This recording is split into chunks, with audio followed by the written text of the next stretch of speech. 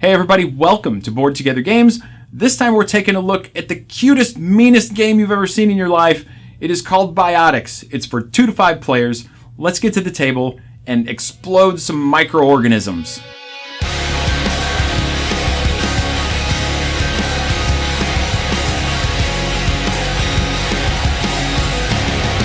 Hey guys, this is Board Together Games, our channel that is kind of dedicated to families and to people who are new to the board gaming hobby.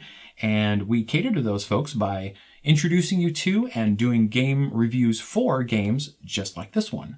This is Biotix. Biotix is an excellent little 2 to 5 player, it's not a micro game, but it is a super small game. It is designed by Zachary Huff, and it is from Smirk Dagger Games. And Smirk Dagger is kind of known for games that have that, we call it take that as the mechanic, I guess.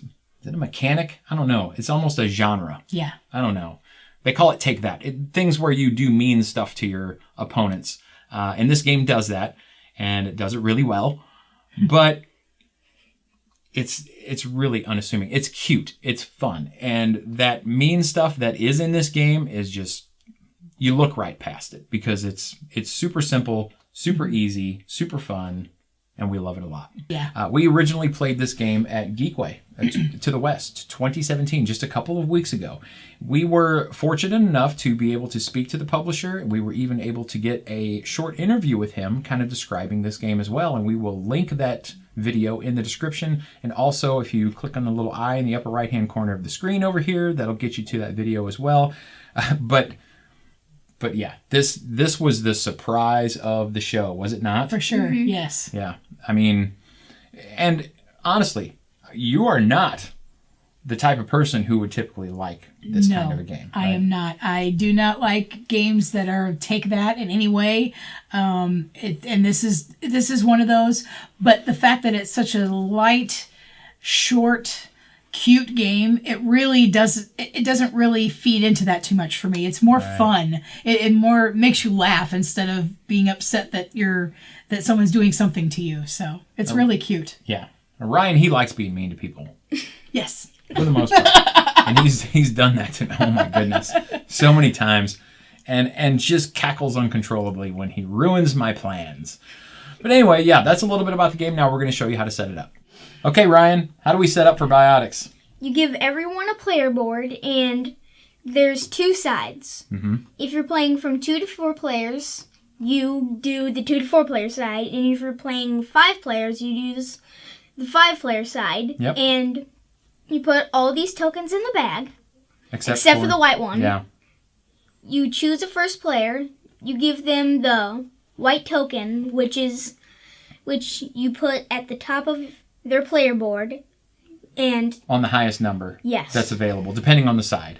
Mm-hmm. And then you just hand out anybody who might need a player aid to help them in knowing what the different tokens do and how many points they score. And you can start, right? Mm-hmm. There you go. Not only is setup super simple for this game, but playing it is super simple as well. So, again, all of these microbe tokens are going to be in the bag at the start of any given round. This game is played over a series of 3 rounds. And at the end of 3 rounds, you count up points. Whoever has the most points is the winner. I know, super novel idea. That's kind of what games do for the most part. Yeah. But on your turn, you're going to take 2 of these tokens out of the bag. 2 of these microbes. And they are in, 1, 2, 3, 4, 5, 6 different colors. And the different colors will do different things. So if I were to draw, for example, a blue and a green, I would take that blue and that green and either place them on my player board or give them away to other players or any combination thereof. So I could keep one and give one away, keep them both, give them both away. Doesn't really matter. And you can choose the player that you give them away to if you choose to give them away. What they do is a number of different things depending on the colors. So there are only a certain number of spaces on your player board for any given color of microbe. And so, for example, the blue has 3 spaces. And if I were to dump this whole thing out so I actually have access to some blue, say we have the 3 blue spaces filled up, and another blue comes my way, either by me drawing it or by someone giving it to me. If I draw it, I can either choose to keep it, which in this case I would not do, or I could give it away to another player. However, if it is given to me, and I now have no more space to put this blue microbe, these things are going to explode, which is the case with any one of these given colors around the board here. And Kathy, Yes. tell us what these things do when they explode. So start with the blue, I guess. Okay. For blue, if they were to explode, you then have to give 1 Biotix to each player until you run out. And if you do not run out by the time you give 1 to each player, the rest are then thrown away and taken out of the game. Mm-hmm. Or the round. Out of the round, excuse me, yes. Yeah. So if you were to explode the red is actually the one good one to explode. What that allows you to do is you can choose 2 Biotix from any other player, and it could be one from two separate players to put on your board. So that's something really nice for you to be able to get. And then the greens, if you explode those, they are all discarded from the game, and also 1 more Biotix of any color on your board. Yeah, of your choice. Yeah. Now the purple are a little bit different. When the purple explode, all of your purples are discarded, but the difference is that everyone's purple is discarded. So whoever has purple on their board, all of them are discarded at that time. They're gone. And the last color on the board is yellow, and there's 1 spot for yellow. And when that one explodes, you have to give 3 Biotix of your choice to any player. So you could give 1 to one person, you could give 3 to one person, you could give 2 to one person, or you could split it up and give 1 to each player if you're playing 4 players. Any combination. Any combination of those. So and as Kathy described those, she actually went down in order from the least value of points to the most value points. Right. Blue are 2, red are 3, green are 5, purple are 10, yellow are 15. So at the end of a round, you are going to get points for the colors that you have and the spaces that you have filled up. The thing that we have not talked about are the black microbes, Biotix. And these guys are special. When you draw these, just like anything else, you can either keep them for yourself or you can give them away. Typically, you're going to want to give them away. Typically. So when that happens, the person that you give this to, you're going to set it up in the little upper left-hand corner of their player board, and they are going to choose then another Biotix on their board to replace with the black. So, and normally you're going to choose the ones that are worth the least amount of points for you at the end of the game, because these little guys are worth -2 points. So in this case, it would be a 4-point swing for me. I lost 2 because the blue are worth 2, and I gained a -2 for the black. The only way that the black microbes or microorganisms are good for you is if they are the only ones that are present on your board at the end of the round when you score. Because if that is the case, they are worth 5 points apiece. So that is really kind of a interesting risk reward for these guys, and it's a difficult thing to pull off to try to get all of the black microbes on your microorganisms on your player board at the end of a round. But it's certainly worth trying for.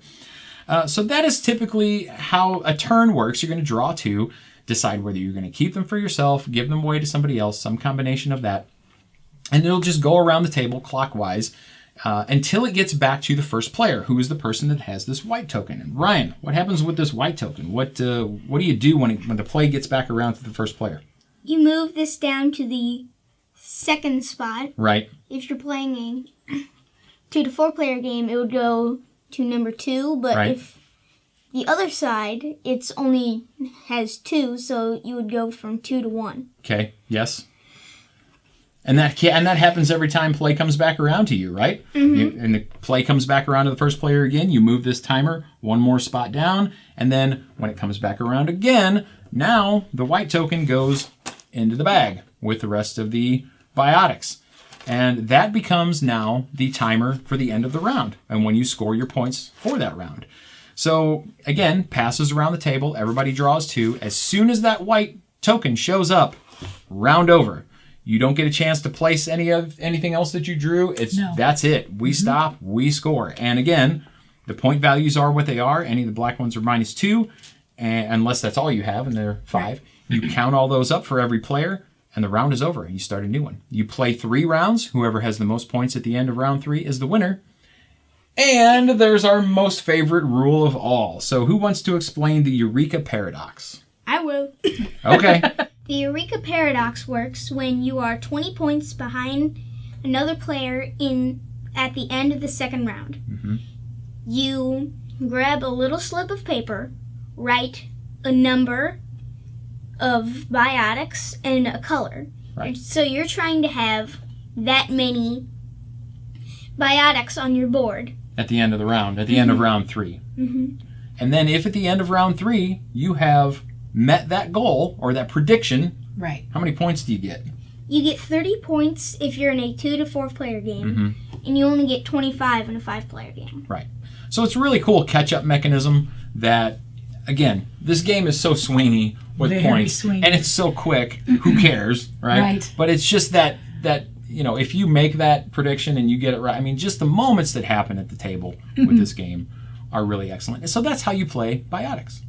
So as we mentioned before, we first played this game at a couple weeks ago at Geekway to the West, the convention here in town, and we were just blown away by how fun this little game is. And again, I mean, Kathy is, I mean, you definitely lean towards the more European style, not necessarily heavy, but more strategy-based games. Right. That have little to no player interaction. Right. And this is just not your kind of game. It's really not. Yet, you're the one who bought it. Yes, I am. I mean, go ahead. I mean, it's just... It's not in my wheelhouse. It's not a game that I would have ever thought that I would have liked. However, when we played the demo with the publisher, I thought it was such a cute game, and I kept thinking about the game over and over, like for over a day. I kept thinking, do I want that game? I think I want that game. I think I want that game. I really liked that game. I'm going to have to play that game. Yeah. And I pulled the trigger. It was just a really cute game. I knew that it would go over well with some of my playing groups, and it's because it's so light and fun and easy to play. It's fun. Yeah, it certainly doesn't. Again, it's so quick and so light. It just doesn't. You don't have enough time to really get upset about. No. It, right? And as you're playing this game, and you start to see just how it's so difficult to hold on to these things and keep these things for points, because people are, as soon as you fill something up, somebody's throwing that color at you, and you lose them. So right. you can't get too wrapped up into any kind of a strategy in this game, and that's okay. Yeah. It sounds like we're making a big to-do about such a simple little game, and I think there's a reason for that. This is, to me, a great example of one of the reasons why I fell in love with the board game hobby to begin with. It's that social interaction. And again, this is the term I keep using for this is a cute mean streak. Because it's mean, but it's adorable.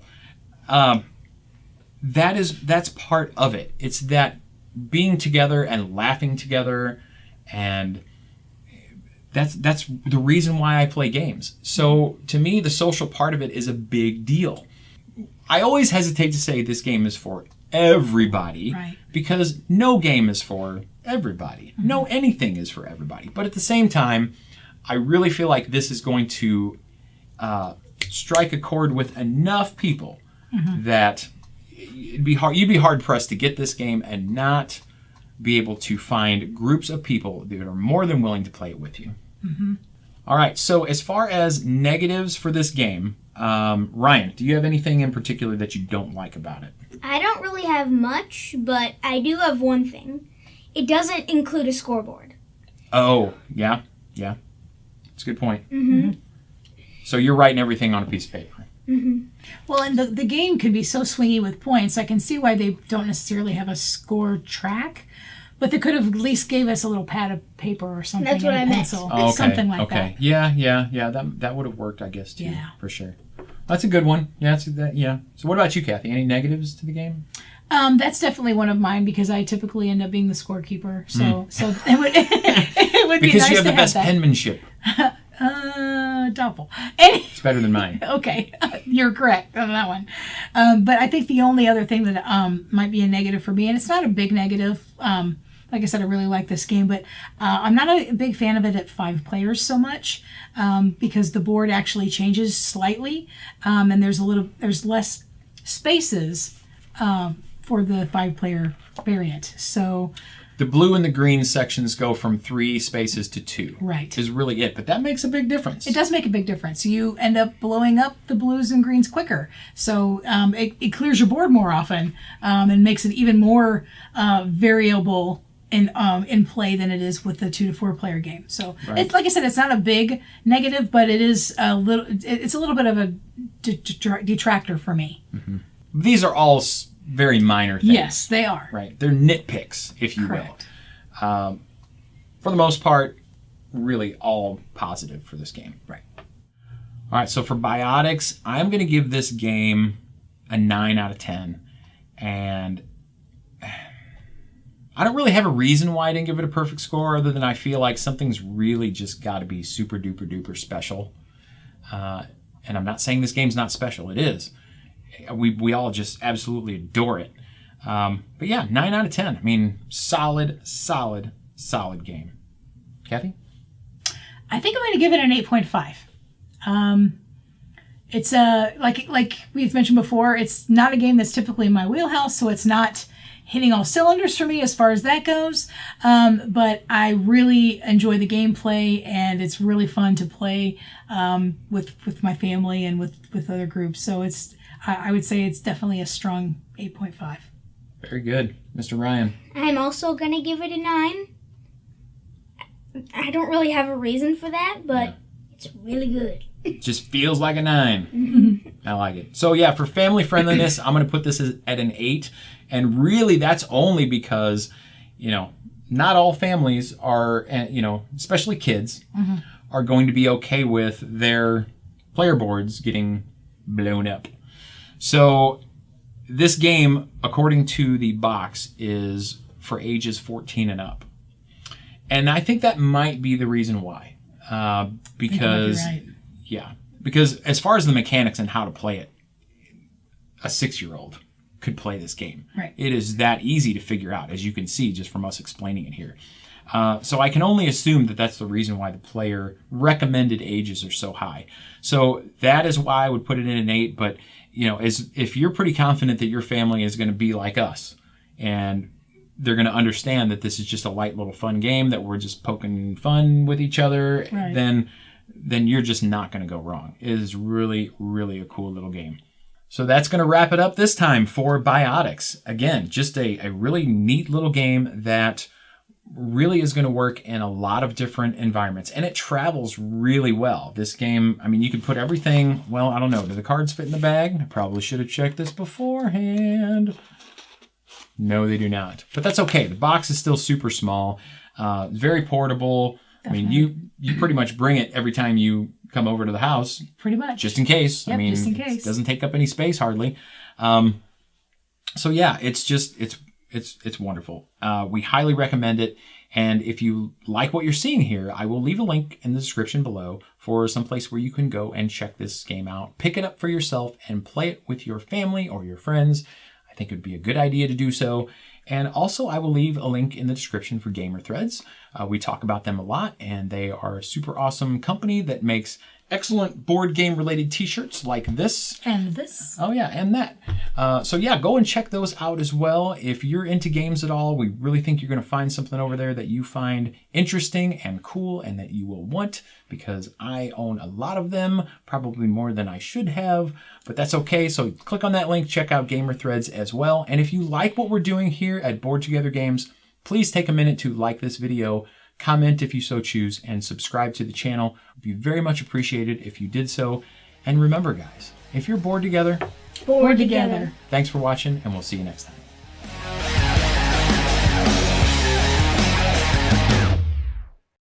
I blame cameraman Kev. He's back there. You get that thing working today, or no? Okay. Actually, it's wrong. That's wrong. Sorry. I've never been wrong. Nice! Different than, man, now I'm brain farting all over the place.